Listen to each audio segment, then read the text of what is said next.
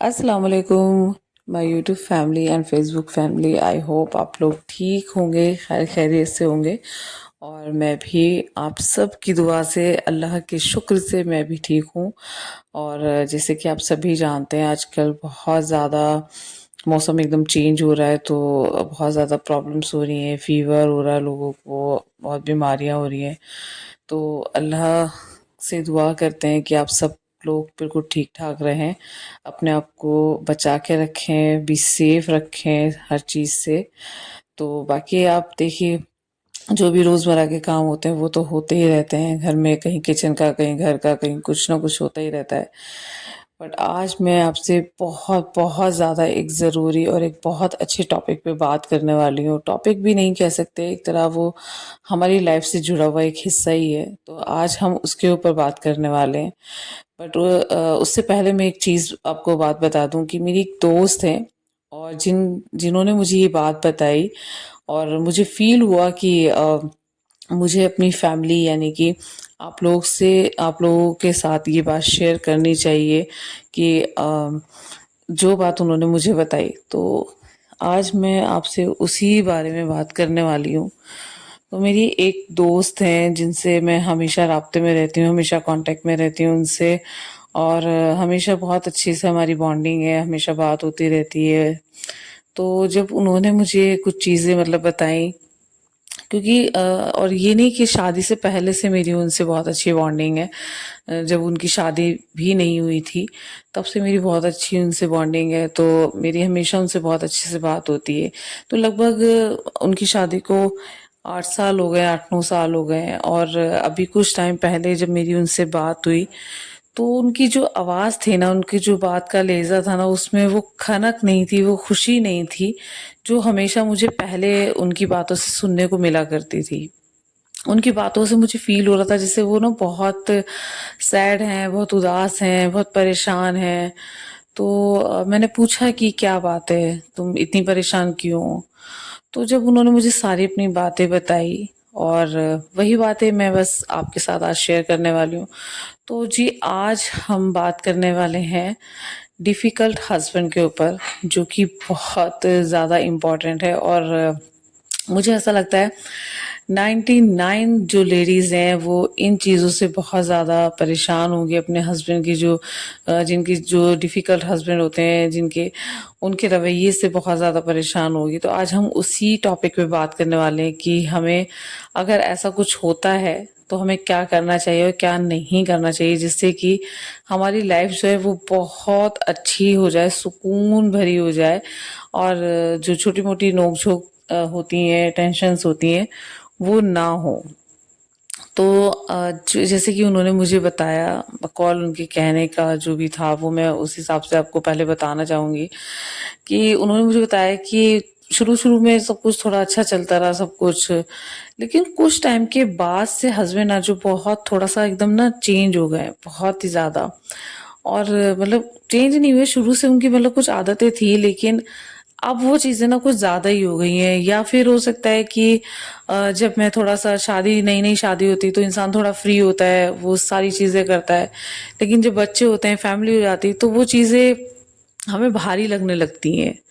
तो आज हम उसी चीज़ के बारे में बताएँगे कि उन्होंने जो मुझे बताया कि अक्सर क्या होता है जब वो वॉशरूम से बाहर आती हैं, जब उनके मतलब वॉशरूम जाती हैं, सॉरी, जब वॉशरूम जाती हैं और उनके हस्बैंड आ चुके होते हैं वो, तो जब वो वॉशरूम का हाल देखती हैं ना, तो वो बस अंदर से मतलब बहुत उनका खून खिलस जाता है। वो इतनी ज़्यादा परेशान हो जाती हैं कि जहाँ ब्रश कर रहे हैं, शीशे पे ब्रश के, कोलगेट के वो छोटे-छोटे से स्पॉट्स हैं, वॉश बेसिन गंदा पड़ा है, हैंड वॉश है तो वो गिरा पड़ा है, पूरा बाथरूम गीला हुआ पड़ा है, अगर नहाए तो पूरा बाथरूम गीला है, और साबुन कहीं पड़ा है, टॉवल अंदर आ गए हैं वो रूम में, तो टॉवल वो बेड पे डाल दिए बिल्कुल गीली।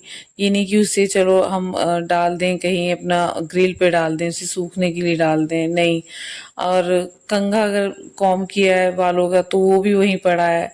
मतलब ऐसे बिल्कुल इतने ज़्यादा केयरलेस हैं हर चीज को लेके कि जो चीज जहाँ पड़ी है, कभी ये नहीं कि अपनी बीवी की हेल्प करा दें।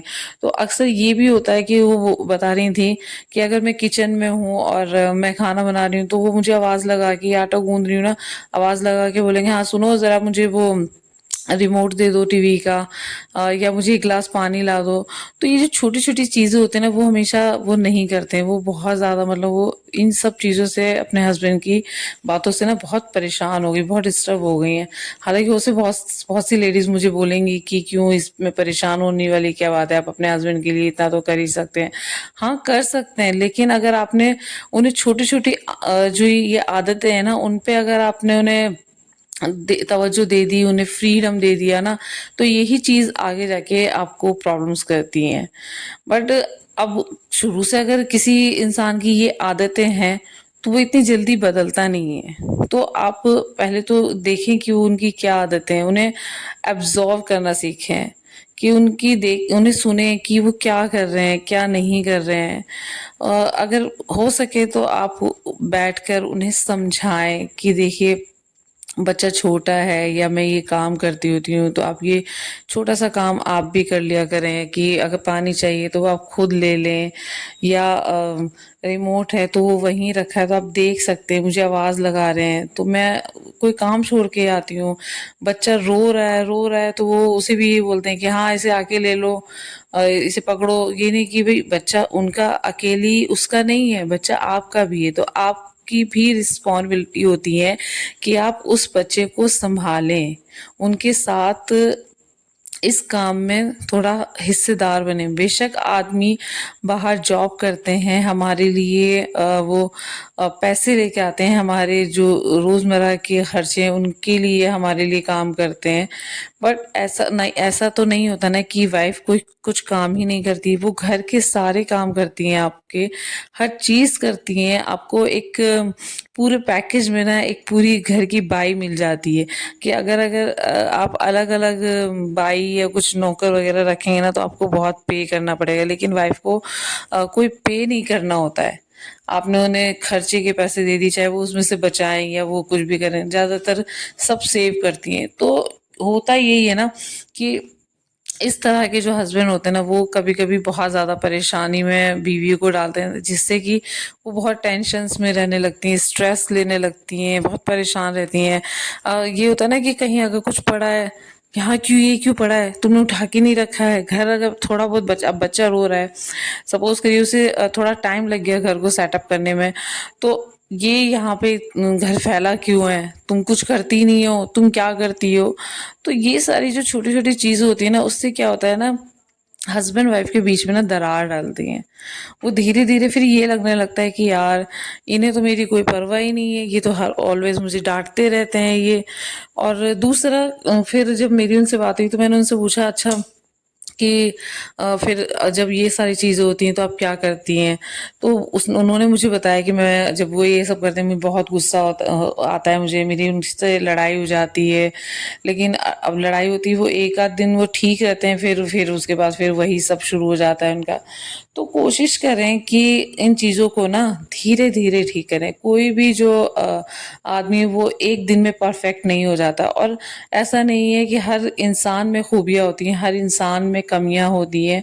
उन कमियों को ठीक करना पड़ता है। कभी कभी बहुत सारी ऐसी कमी हो जाती है जो हम बिल्कुल ठीक ही नहीं कर सकते, तो फिर उन्हें ना उस पर छोड़ देना चाहिए कि भाई हमें गुस्सा करके भी हमें काम करना है, हमें खुश होकर भी हमें काम करना है। तो हम, वो दूसरा बंदा तो अपना ये सब बिगाड़ के चला जाएगा, लेकिन करना तो हमें है ना। और उसके बावजूद फिर हम टेंशन में रहें, टेंशन फ्री नहीं है, तो हम स्ट्रेस लेके वो सारी चीजें करेंगे तो उससे नुकसान किसका होगा, उससे हमारा ही होगा ना। तो क्या होता है, छोटे छोटे जो बेबी स्टेप होते हैं ना, पहले आपको वो लेने शुरू करने हैं कि आपको धीरे धीरे उन चीजों को उन्हें समझाना है। उन्हें अगर वो आपसे इस तरह से कि भाई बच्चा रो रहा है तुम उसे संभाल लो, या कुछ भी अगर पानी के लिए, तो वो उन चीज़ों का आप उनसे बोल सकते हो कि अगर उन्होंने आप पानी लीजिए, ले लीजिए कि देखना ये रो रही है, बच्चा रो रहा है, तो अगर उन्होंने ले लिया है या वो काम कर दिया है ना, तो आप उन्हें अप्रिशिएट करें, उन्हें उनके लिए बोलें, उन्हें थैंक यू बोलें कि मुझे बहुत अच्छा लगा आपने मेरी हेल्प करी। तो उससे क्या होगा, उन्हें ये थोड़ी छोटी-छोटी चीज़ें हैं ना वो करने की आदत हो जाएगी, वो आपकी हेल्प कराना शुरू कर देंगे इस तरह से। अ, सपोज़ करिए कि अगर मान लो आप रूम में हैं और आप बाहर से कुछ सामान चाहिए तो उन्होंने वो ला दिया है, उसके लिए आप उन्हें थैंक यू बोल सकते हैं। या आपने उन्हें फ़ोन करके कुछ भी सामान लाने के लिए बोला और सपोज़ करिए वो भूल गए, तो आप क्या करते हैं, लेडीज़ की ये आदत होती है कि वो गुस्सा करने लगती हैं कि आपको मैंने एक काम बोला था, आपने ये नहीं करा। तो ऐसा ना करें, कभी-कभी अक्सर ऐसा होता है कि हस्बैंड उन चीज़ों को भूल जाते हैं, नहीं याद रहती हैं, तो कोशिश करें कि उन चीज़ों पे गुस्सा ना करें कि कोई बात नहीं, एक बार पूछें कि आप वो सामान ले आएँ, अगर नहीं लाएँ तो ठीक है, कोई नहीं, आप कल ले आना। तो उस अगर इमरजेंसी है भई, बिल्कुल वो अभी चाहिए, तब तो भई आप लेके आ सकते हैं, दोबारा जा सकते हैं, आप जा सकती हैं बाहर। तो कुछ छोटे-छोटे काम आप थोड़ा-सा शुरू कर दें करना। अपने आप को थोड़ा-सा दूसरी चीज़ों में बिज़ी करना सीख लें कि अगर मान लो वो हस्बैंड वो चीज़ करने के लिए राज़ी ही नहीं है, वो बिल्कुल सुधरने के लिए तैयार ही नहीं है, वो आपकी कोई हेल्प करने के लिए तैयार नहीं है, तो आप क्या होगा, उससे आप स्ट्रेस लेने लगेंगी, आप इतनी ज़्यादा मतलब अपने आप को ही बीमार कर लेंगी, तो ये सब चीज़ें करने का कोई फ़ायदा नहीं होगा। तो कोशिश करें कि उन चीज़ों से फिर उन्हें उस पे ही छोड़ दें अगर वो नहीं सुधरने वाले। और अगर छोटी-छोटी आपकी थैंक यू, आपकी हर चीज़ को उन्हें प्रोत्साहित करने से अगर वो चीज़ सुधर जाती हैं, अच्छी हो जाती हैं, तो इससे बढ़िया बात क्या है। तो बस यही छोटी-छोटी चीज़ें हैं जो कि हमें करनी चाहिए कि अगर इस तरह के किसी के हस्बैंड हैं, तो मुझे कमेंट करके ज़रूर बताइएगा, या वो आपकी हेल्प करते हैं तो मुझे कमेंट करके बताइएगा किसके हस्बैंड कितनी हेल्प करते हैं या नहीं करते हैं। तो मुझे ज़रूर बताइएगा इस चीज़ के बारे में। बाकी आई होप आपको मेरा ये ब्लॉग अच्छा लगा होगा। अगर अच्छा लगा हो तो वीडियो को लाइक शेयर करना ना भूलें, चैनल को सब्सक्राइब भी कर लें, और ऐसे ही बहुत अच्छी-अच्छी बातों के साथ मैं हमेशा आपके साथ बनी रहूँगी, हमेशा। और आपके प्यार और आपके सपोर्ट की हमेशा मुझे ज़रूरत रहेगी। तो मिलते हैं नेक्स्ट वीडियो में, तब तक के लिए अपना ख्याल रखें। बाय, अल्लाह हाफ़िज़।